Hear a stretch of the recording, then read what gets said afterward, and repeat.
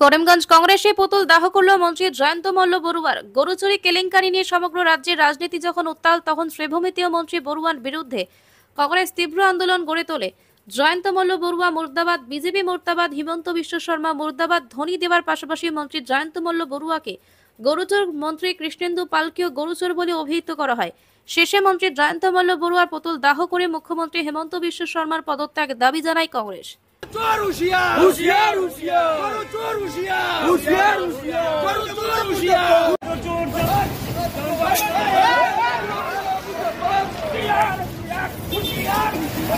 थोड़ा नहीं बेचा था मुर्दाबाद मुर्दाबाद मुर्दाबाद मुर्दाबाद मुर्दाबाद मुर्दाबाद let's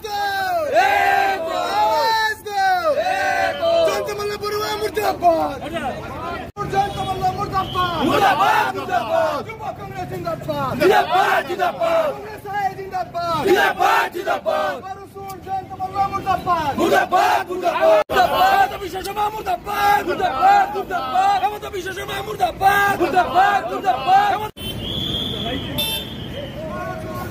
मुर्दाबाद मुर्दाबाद जयंत मल्ल मुर्दाबाद मुर्दाबाद जयंत मल्ल मुर्दाबाद আজকে অত্যন্ত আশ্চর্যজনকভাবে সমগ্র রাজ্যে গোপীনাথ বরদলৈ থেকে শুরু করে সর্বানন্দ সানোয়াল পর্যন্ত মুখ্যমন্ত্রী ছিলেন, কিন্তু আসামের ইতিহাসে এই প্রথম সংসদের মধ্যে গরু চুরি নিয়ে সংসদের মধ্যে উত্থাপন হবে আগামী দিনে। এটা কলঙ্কিত অধ্যায় হেমন্ত বিশ্ব শর্মার। আমি জেলা কংগ্রেস সভাপতি এবং কংগ্রেসের পরিবারের আমরা যারা আছি করিমগঞ্জ জেলার সবাই আমরা দাবি করছি অতি সত্বর এই মুহূর্তে আসামের মুখ্যমন্ত্রী হেমন্ত বিশ্ব শর্মা পদত্যাগ করুন। উনার যদি দম আছে, উনার যদি শক্তি আছে, উনি এই মুহূর্তে মুখ্যমন্ত্রীর পদ থেকে পদত্যাগ করুন। কারণ এই বিধানসভাকে কলঙ্কিত করেছেন তার এই মন্ত্রিসভা। আসামের মধ্যে কোনোদিন এই ধরনের ঘটনা ঘটেনি। আমরা পেয়েছি গোপীনাথ বরদলৈ, আমরা পেয়েছি বিমলা প্রসাদ চালিয়া, আমরা পেয়েছি মুখ্যমন্ত্রী হিতেশ্বর শইকিয়া, তরুণ গগৈ, সর্বানন্দ সানোয়াল থেকে শুরু করে অনেক মুখ্যমন্ত্রী পেয়েছি। এই ধরনের কলঙ্কিত অধ্যায় আসামের বিধানসভায় কোনোদিন হয়নি। তাই আজকে আমরা দাবি করছি কংগ্রেসের পক্ষ থেকে হেমন্ত বিশ্ব শর্মা এই বিধানসভাকে যেভাবে কলঙ্কিত করেছেন এই মুহূর্তে উনি যেন পদত্যাগ করেন। এই ধরনের কথা এই মুখ্যমন্ত্রীর মুখে শোভা পায় না। উনি বলেছেন কুরবানির কথা, কংগ্রেস কুরবানি শুরু করেনি, এটা ধর্মীয় ব্যাপার। কিন্তু আমরা বলি, আমরা যারা কংগ্রেস করি ধর্ম যার যার, দেশ সবার, রাজনীতির সঙ্গে ধর্মের কোনো যোগাযোগ নেই। হেমন্ত বিশ্ব শর্মা একদিন বলেছিলেন গুজরাটের পাইপ দিয়ে সংখ্যালঘুর রক্ত যায়, আজকে বলছেন আমি আসামে 100-1000 মাদ্রাসা ভেঙেছি। এইভাবে দুমুখী রাজনীতি কংগ্রেসে যারা আছে তারা করে না। সিন্ডিকেট কংগ্রেসে যারা শুরু করেছিল বিজেপিতে, আজকে তারা হিতাধিকারীর যে পয়সা, হিতাধিকারীর যে টাকা, সেই টাকাকে সিন্ডিকেটে পরিণত করেছেন এই হেমন্ত বিশ্ব শর্মা, এই জয়ন্ত মল্ল বড়ুয়া এবং কোন মন্ত্রী বিভাগে, কৃষ্ণেন্দু পালের মন্ত্রীর বিভাগে, যিনি করিমগঞ্জের মন্ত্রী। ডায়েরি যে হিতাধিকারী দেওয়া হয়েছে বরাক উপত্যকা থেকে একজনও নেই, আমরা জানি করিমগঞ্জ থেকে একজনও নেই। উনি দিয়েছেন কাকে? মন্ত্রীর স্ত্রীকে দিয়েছেন, সাধারণ কোনো মানুষকে দেননি। তাই আজকে সমগ্র আসামের মানুষ 26-এর নির্বাচনে ব্রহ্মপুত্রের জলে ছুঁড়ে ফেলে দিবে এই মন্ত্রিসভাকে, এই কথা বলে।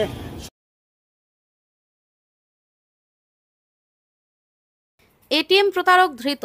শ্রীভূমির পাথারকান্দিতে আটক হলো এক এটিএম প্রতারক চক্রের সদস্য। পাথারকান্দিতে এটিএম প্রতারণা চক্রের এক সদস্যকে গ্রেপ্তার করা হয়েছে। জানা গেছে ধৃত প্রতারকের বাড়ি পাশের রাজ্য ত্রিপুরায়। উত্তর ত্রিপুরা পুলিশের হাতে ধৃত ওই যুবক একজন মোস্ট ওয়ান্টেড আসামি। তার প্রকৃত নাম আম্বর আলী ওরফে পীর।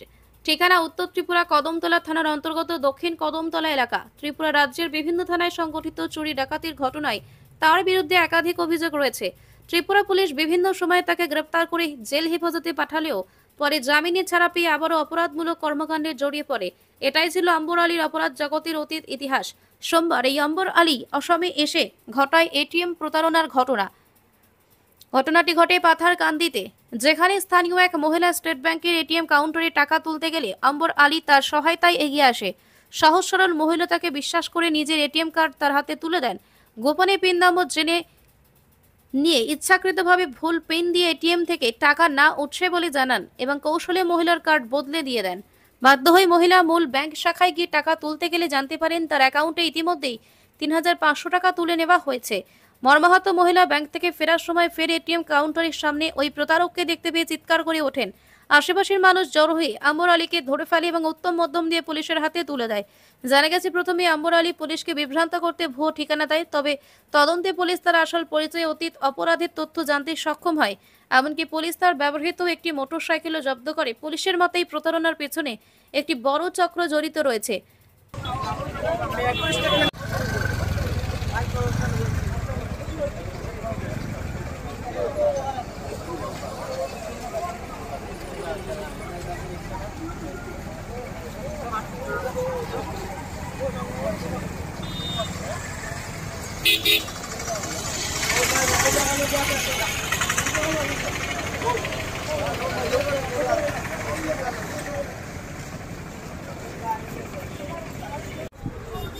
প্রথমে আমি সিএসপিতে দেখলাম, সিএসপিতে গেলে এটিএম আমার টাকা উঠছে না, আমার কাছে তারা এটিএম থেকে উঠাইল। এটিএমও আইসি আইয়া টাকা উঠাইতাম পারিয়ে না, আমি তারা তারে দিয়া হয়েছিল আমার এটিএমকে মারিয়ে আমার টাকা উঠিয়ে তারা বসে কত নিতে বুঝিয়ে খাতা ও আমার মারিয়ে উঠিয়া কইছে টাকা কত আছে, কইছে আমি কইতাম পারতাম না, জানি না। ও হেতার কিতা কার্ড এটিএমকে কথা বলে করে দিচ্ছে, করিয়ে তার বুঝিয়ে গেছে কি আমি এটা কেয়ার করছি না। পরে এটিএম দিয়ে আরো 2-3 ভদ্রলোক আছে, হেরারে দিয়ে আমার থেকে উঠে না কিতা লাগি টাকা ও হেরাও হারাই আমার এখন মারিয়ে উঠিয়ে এখন 3 নাম্বার মারো, 3 নাম্বার আমার মারি মারি এরা খালি আমার এখন তুমি 3 নাম্বার ভুল করো, কেউ উঠেন না। ও তো আমি পার হয়ে গেছি, আমি আর এটিএমটা চাওয়া তো মনে হয় উঠেন না। গেছি পরে আবার আমি সিএসপি বিয়া হইলাম, আমার উপর দেখছেন ব্যালেন্স কত আছে, ও তারা কইছেন চাইছেন না ব্যালেন্স না চাইয়াও আমি আমার এটিএম পাই একটা না আমাকে দেখা পড়ছি, দেখা পড়িয়ে দেখি রাজনাথ না এটিএম বদলে গেছি। ও আইসি দৌড়ি আমার ব্যাংকের ম্যানেজারের কাছে এলা বলছে আমার ব্যালেন্স কত আছে, যখন তো উল্টাই দিছি না রয়েছে না এটিএম বদলাই দিছি। এরা বলছেন অ্যাকাউন্ট নাম্বার দেয়, আমি বাড়ি থেকে ফোন করে অ্যাকাউন্ট নাম্বার আনছি, আমি অ্যাকাউন্ট নাম্বার দিলে বলছেন টাকা তো চুরি হয়ে যায়, হারছে নিচে কি উঠে যায়। ওখান থেকে আমি এটিএমও ঢুকছি, আবার ফেরো মানুষকে খাইনি আইও দেখে লিছি 2 এগুলো এটিএম সবুজ সাটালা এগুলো আছে। প্রথমে ওগুলো কইছি তুমি আর লগর তুমি আনাও, আমার টাকা তুমি দিয়ে নিচে শুরু করি, মানে আমি ব্যাংকে গিয়ে চেক করি আমার টাকা নাই, কইতেও হবু বাড়িয়ে দিয়ে দিছে দৌড়, আর আমিও জাফটা মারি দিয়ে দিছি। দৌড় দিতে সারারে কইছিল বাবুরা তোর আমার এটিএম সারা টাকা শুরু করে নিচে গিয়ে এটিএম লিয়ে গেছে, ওদেরকে ধরিয়ে আনছে।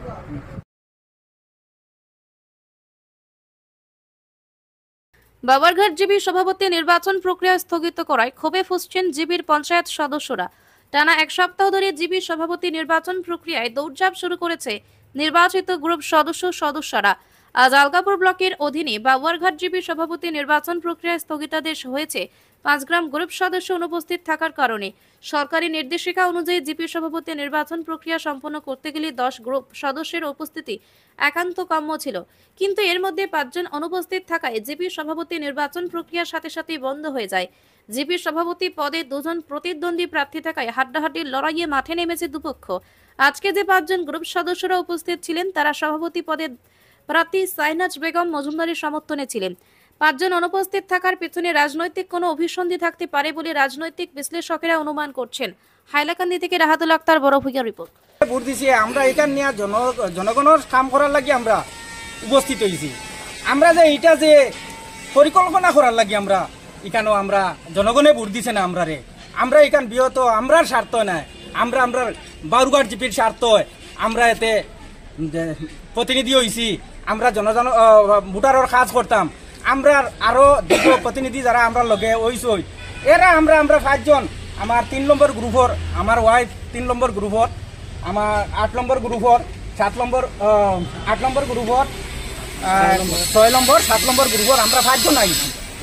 তো এগেইনস্ট পার্টি আমরা রে আরো কিছু কইত্রা আমরা ফোর দিয়া গেছেন, তাই সিটিটা দেখুক কোয়া যদি তাই সিটির মাঝে লেখা থাকে একটা সময় টাইম সেখানে তাই 11টা আইতা ওখান থেকে আমরা আহ্বানটা জনগণের জনগণটাই কইয়া আপনারা বিবেচনা করুন যারা রে প্রতিনিধি বানাইয়া দিছেন এরা যে কোন বিবেকে টাইম 11টার সময় আইয়া একটাই টাইম 11টার সময় আইয়া যাইতা গিয়া ওখানে আপনারা আমরা জনগণে বিবেচনা করবা বারগুয়ার জিপির জনগণে আমরা আজকের সভাপতির পদে যে প্রতিদ্বন্দ্বী প্রার্থী এর নাম কিতা? শাহিনাজ বেগম মজুমদার। তার সমর্থনে আজকে কতজন উপস্থিত? আজকে আমরা স্থান সমর্থনে আমরা 5 জন উপস্থিত হয়েছি। আচ্ছা, আমরা শাহিনা বেগম মজুমদারের সমর্থনে আমরা 5 জন উপস্থিত হয়েছি। আচ্ছা, আমরা ভাইস প্রেসিডেন্ট আমরা শিখা দাস তার সমর্থনেও আমরা 5 জন উপস্থিত হয়েছি। আর আমরা বিগত দিন আমরা 7টা ভোট হইলে 7টা ভোট পাইব। আপনার দাবি কিতা? নেক্সট ডেটে যদি আমরা ভিডিও সারে আমরা নেক্সট ডেট দিবা, আশা করি আর নেক্সট ডেটও আমরা ভোট গঠন করিয়া দিবা।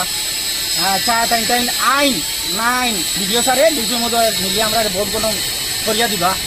আর পরিকল্পনা করিয়া যে আমরা হেনস্থা করার লাগি আরো কিছু মানে আমরা পঞ্চায়েত প্রতিনিধিদের সাইটে হেনস্থা করিয়া নি কোনটা করা যায় আমরা এটা হেনস্থা কোনোদিনও করতে পারতাম না। আমরা পুলিশ প্রশাসন আমরা মানে ডিসি মধ্যে গেছে আমরা কোয়া আছে বা আরও আমরা পুলিশ প্রশাসনও গেছে কোয়া আছে এটা পরিকল্পনা করা ওখানে কই আমার ধন্যবাদ।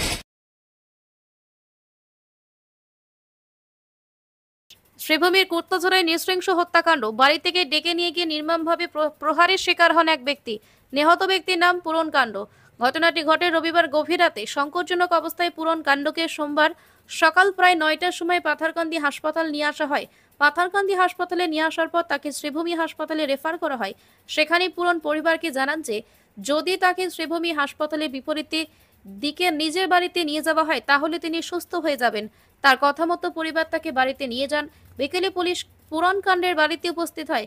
পুলিশের অনুরোধে তাকে আবার পাথারকান্দি হাসপাতালে নিয়ে যাওয়া হলে চিকিৎসকেরা তাকে মৃত বলে ঘোষণা করেন। পরিবারের অভিযোগ, প্রতিবেশী বাবুল সাঁওতাল পূরণ কাণ্ডকে হত্যা করেছে। বর্তমানে পূরণ কাণ্ডের মৃতদেহ পাথারকান্দি হাসপাতালে রয়েছে। কিছুক্ষণ পরে মৃতদেহ শ্রীভূমি সিভিল হাসপাতালে ময়না তদন্তের জন্য পাঠানো হবে। আগামীকাল ময়না তদন্তের পর মৃতদেহ পরিবারকে হস্তান্তর করা হবে। ইতিমধ্যে পাথারকান্দি পুলিশ তদন্ত শুরু করেছে, যদিও এখনো পর্যন্ত অভিযুক্ত ঘাতককে গ্রেফতার করা যায়নি। 3 সন্তান এবং স্ত্রী সহ পূরণ কাণ্ডের নির্মম হত্যাকাণ্ডে সমগ্র অঞ্চলে চাপা উত্তেজনা সৃষ্টি হয়েছে। অচিন্তদা আমাকে ফোন করেছে যে কুত্তাছড়া গতকালকে রাত্রে পূরণ কন্দ নামে একজন মানুষকে রাত্রে অন্য একজন মানুষ এসে দা দিয়ে ওনার পর অ্যাটাক করেছে। আমি সঙ্গে সঙ্গে শুনে ওনাকে বলেছি যে এক কাজ করুন, ওনাকে নিয়ে হসপিটালে আসুন। পাতাকান্দি সকালে হসপিটালে আসার পরে হসপিটালে ওনাকে ট্রিটমেন্ট করা হয়েছে। হসপিটালে রেফার দিয়েছিল যে করিমগঞ্জ সিভিল হসপিটালে যাওয়া যায়। তো ওনারা ওই রুগীটাকে কুত্তাছড়া বাসায় নিয়ে গিয়েছে। তারপরে আমাদের পাতারকান্দি থানার অফিসার ইনভেস্টিগেশন করতে গিয়ে রুগীটাকে সিরিয়াস দেখে পুনরায় আবার হসপিটালে পাঠান। হসপিটালে এসে অবস্থা খারাপ দেখায়, হসপিটালেই মারা যায়। তারপরে আমরা শুনে সবাই এখানে আসলাম। আমার ঠিক জানা নেই, ওরা বাসার লোক বলতে পারবে কেউ হবে, ওরা বাসার লোক আছে, আপনারা জিজ্ঞাসা করে জানতে পারবেন।